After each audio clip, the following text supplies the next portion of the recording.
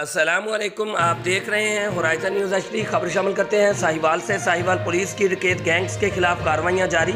थाना Freetown police ने 2 मुख्तलिफ डकैत गैंग्स के अरकान गिरफ्तार करके दौरान वारदात छीनी हुई लाखों रुपए मालियत की मोटरसाइकिलें बरामद कर लीं।